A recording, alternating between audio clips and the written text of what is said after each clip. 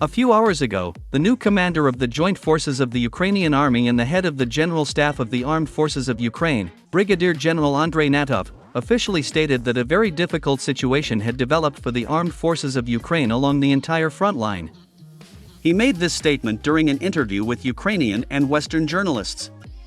According to the Ukrainian general, the most difficult situation for the armed forces of Ukraine is observed in Chasiv Yar, Pokrovsk, Toretsk, and Kharkiv directions of the front. At the same time, Andrei Gnatov admitted that the situation of the armed forces of Ukraine in Chasiv Yar is deteriorating almost every day.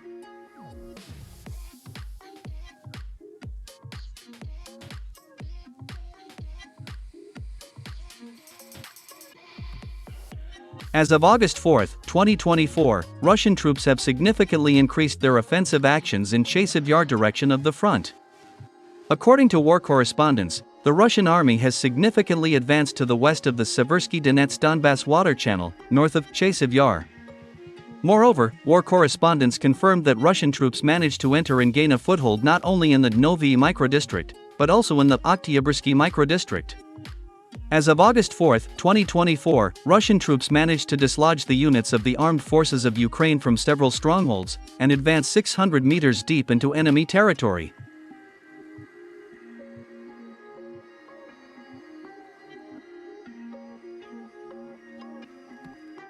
By the way, soldiers of the 225th Separate Assault Battalion of the Armed Forces of Ukraine began to complain that their FPV drones and artillery systems stopped accurately hitting the advancing Russian tanks and infantry fighting vehicles.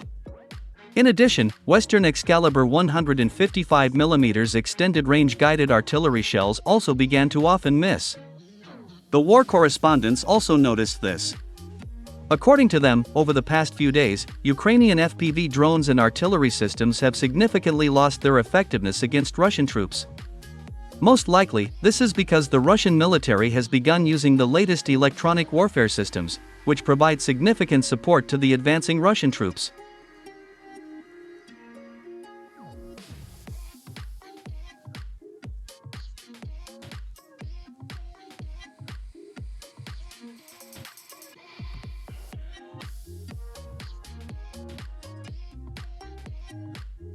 The successes of the Russian troops in Chasiv Yar were also confirmed by some Ukrainian telegram channels.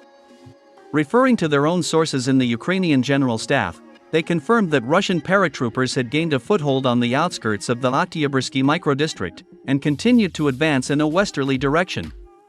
In addition, Ukrainian sources admit that the main units of the armed forces of Ukraine, including the 83rd Battalion and the 10th Brigade, continue to retreat towards the western part of Chasiv Yar.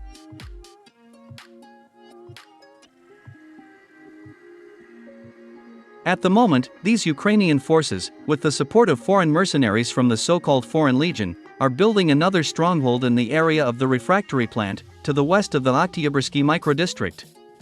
Perhaps this will be the last attempt by the armed forces of Ukraine to stop the advance of Russian troops, and prevent the breakthrough of Russian paratroopers into the center of Chasiv Yar.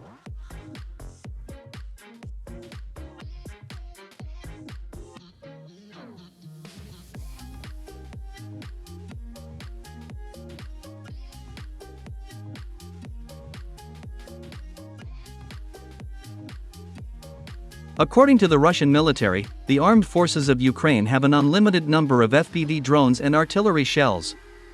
Russian soldiers note that the Ukrainian army uses a huge number of drones and artillery shells exclusively at night, trying to disrupt the logistics of the armed forces of the Russian Federation.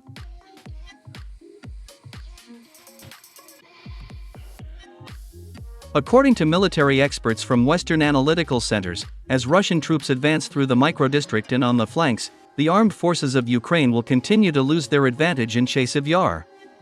By the way, American military experts from the Institute for the Study of War finally admitted that units of the armed forces of Ukraine fled from the strategically important settlement of Kleshchievka. According to them, the Russian troops managed to totally suppress the Ukrainian army's organized resistance in the area of this settlement.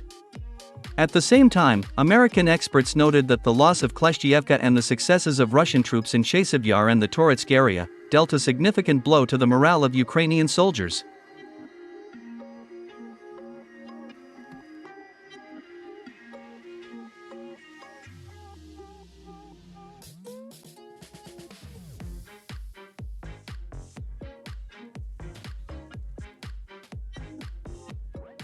Meanwhile, details have emerged of the destruction of a group of foreign mercenaries and fighters of the main Directorate of Intelligence of the Ministry of Defense of Ukraine in the Oktyabrski microdistrict, east of Chasiv Yar.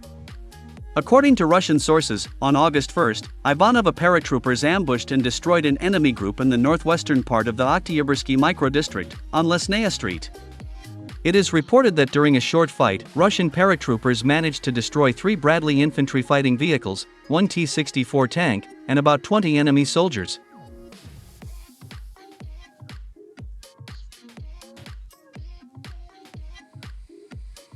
Later it turned out that among the dead were 5 mercenaries from Canada and 3 mercenaries from France. As it turned out, these Canadian and French soldiers were fighters of the so-called Foreign Legion. However, in Chasiv Yar they moved around the city in the uniform of soldiers of the Ukrainian Army.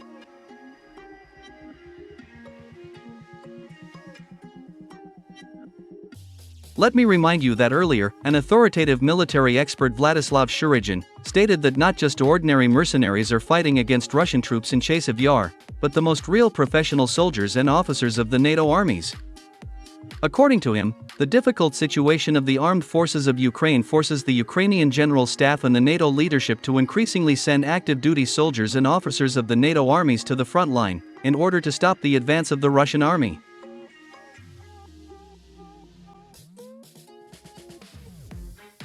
However, judging by what is happening on the battlefield, they are very poorly coping with this task.